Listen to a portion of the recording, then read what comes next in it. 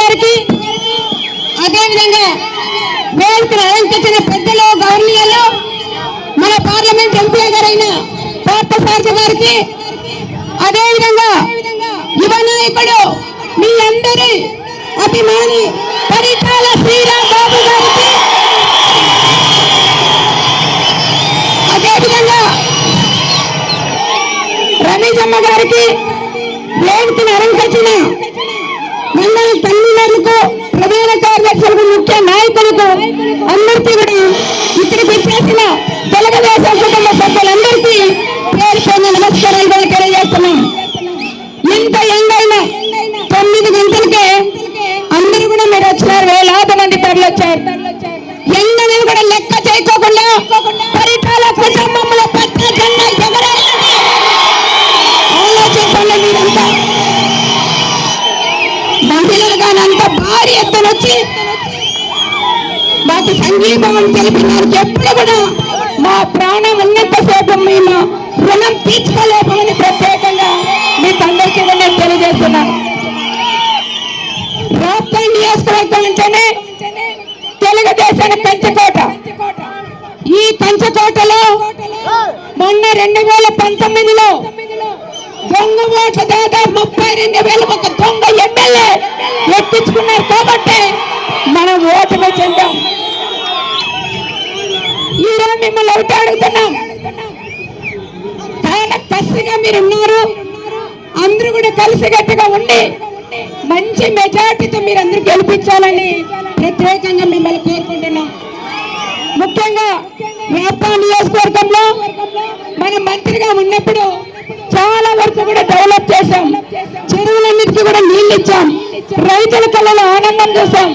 దాదాపు 5,000 కోట్ల రూపాయలతో డెవలప్ చేసింది ఎవరంటే ఒక పరిటాల కుటుంబం అని ప్రత్యేకంగా మీకు అందరికీ కూడా చెప్తున్నాం.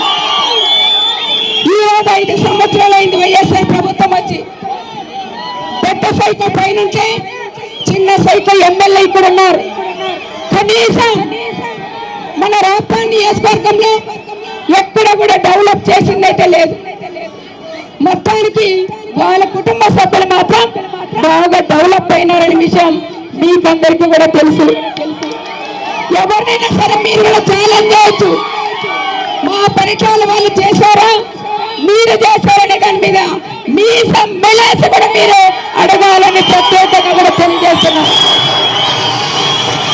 ఈరోజు ముఖ్యంగా రాప్తాడు నియోజకవర్గంలో మన తెలుగుదేశం ప్రభుత్వం వస్తేనే మనం మీ అందరి ఆశీస్సులతో ఎమ్మెల్యే అయితేనే వెంటనే శ్రీరామ్ బాబు గాని మేమిద్దరం కూడా కలిసి ఈ నియోజకవర్గం డెవలప్ కూడా చేసే దాంట్లో ముందుకు అడిగేస్తామని కూడా చెప్తున్నాం. ముఖ్యంగా చూస్తే రాప్తాడు నియోజకవర్గంలో ప్రతి చేనుకి నీళ్ళు ఇస్తానని ప్రత్యేకంగా మీకు అందరికీ కూడా నేను తెలుస్తాను. అదేవిధంగా సోలార్ హబ్ కూడా ఏర్పాటు కూడా చేసి యువతకు కూడా ఉద్యోగ అవకాశాలు కూడా కల్పిస్తామని ప్రత్యేకంగా కూడా చెప్తున్నాం. జాతి లాంటి పరిశ్రమ దాదాపు 15 కోట్ల రూపాయలు డిమాండ్ చేశారు కాబట్టి జాతి పరిశ్రమ కూడా పోయింది. తిరిగి మళ్ళీ జాతి పరిశ్రమ తెస్తామని ప్రత్యేకంగా మీకు చెప్తున్నాం. అదేవిధంగా రూరల్ మండలంలో నీటి సమస్య కూడా ఉంది. నీటి సమస్య కాకుండా హౌస్ సైట్లు కూడా ఇప్పిస్తాం. దాంతో పాటు ప్రొటెక్షన్ వాళ్ళు కూడా అవసరం, ప్రొటెక్షన్ వాళ్ళు కూడా చేయిస్తామని ప్రత్యేకంగా రూరల్ మండలం వాళ్ళకి చెప్తున్నాం. పేరూరు కాలువ, పేరూరు ప్రాజెక్ట్ తీసుకొచ్చాం. రైతులు కూడా భూములు ఇచ్చారు. ప్రతి ఒక్క రైతన్న కూడా ఈ రోజుండే రేట్లలో వాళ్ళకి డబ్బులు ఇప్పిస్తూ పేరూరు ప్రాజెక్ట్ కూడా పూర్తి చేస్తామని ప్రత్యేకంగా మీకందరికీ మాటిస్తున్నాం. రైతుల సమస్యలు కూడా పరిష్కరిద్దాం. అదేవిధంగా సంక్షేమ పథకాలు ఏమైనా కానీ ప్రతి ఒక్కరికి అందేలాగా కూడా చేస్తామని మీకందరికీ కూడా తెలియజేస్తున్నాం. పోటీ పడి ఏదైనా నియోజకవర్గాల్లో అభివృద్ధి చేయాలి కానీ పోటీ పడుకోకుండా పోటీ కూడా పడుకోకుండా ఈరోజు సునీతమ్మను మాట్లాడే శక్తి వైఎస్ఆర్ ప్రకాష్ రెడ్డికి ఎక్కడ ఉందని మేము చెప్తున్నాం. ముఖ్యంగా నేను చెప్తున్నా, నిన్నటి రోజు ఒక తుక్లెక్ ఎమ్మెల్యే ఒక ప్రకాష్ రెడ్డి అనే వ్యక్తి నిన్న కూడా నామినేట్ చేశారు. ఆయన కూడా ఈ సభాముఖంగా ఒకటే చెప్తున్నాం, పరిటాల వాళ్ళ ఆస్తులు చంద్రబాబు నాయుడు గారి ఆస్తులు పేదలకు పంపిణీ చేస్తాడంట. అయ్యా నువ్వు మగోడు అయితే నా భూమి పంపిణీ చేస్తావా? పంపిణీ చేస్తావాడైతే నిద్రపోతున్నావా? 24 గంటల సేపు పరిటాల కుటుంబాన్ని తప్ప నీకు వేరే ఆలోచన ఏమైనా ఉందయ్యా? నోటుకు వచ్చినట్లు మాట్లాడితే జనాలు కూడా చెప్తున్నాం, గ్రామాల్లోకి వచ్చినప్పుడు కూడా తిప్పి కొట్టండి ప్రత్యేకంగా నీ తండ్రికి కూడా చెప్తున్నాం. నా ఆస్తులు కాదయ్యా నువ్వు పేదల పంపిణీ చేసేది. టైం దగ్గరికి వచ్చింది. జూన్ 4వ తారీఖు మంచి మెజార్టీతో కూడా మేము గెలుస్తాం. మీ ఆస్తులన్నీ కూడా నేను పంపిణీ చేస్తానని ప్రత్యేకంగా కూడా తెలియజేస్తున్నాం. నువ్వా మాట్లాడేది? మా గురించి, మా పరిటాల కుటుంబం గురించి మీరు మాట్లాడేంత శక్తి నీకు లేదు ప్రకాష్ రెడ్డి అని కూడా చెప్తున్నాం. కనీసం జనాలు కూడా నీకు రాక మీటింగ్లో ఆయన కూడా ఇళ్ళ దగ్గర ఫోన్లు పెట్టి ఫోన్లు చేపించి అందరినీ కూడా పబ్లిక్ కొన్ని పిలిపించుకునే వ్యక్తి నువ్వు మాట్లాడతావా మా గురించి అని ప్రత్యేకంగా ఆయన కూడా చెప్తున్నాం. ఏంటి ఏమైనా భూములు ఎవరు పంపిణీ చేస్తారో అది నువ్వు కూడా చూసుకో ప్రకాష్ అని ప్రకాష్ రెడ్డి కూడా నేను తెలియజేసుకుంటూ కొత్తగా నాటకం మొదలు పెట్టాడు. పరిటాల వాళ్ళు చంద్రబాబు నాయుడు భూములు పంచేంత శక్తి లేనాడు. నువ్వయ్యాను మా గురించి నువ్వు మాట్లాడేది.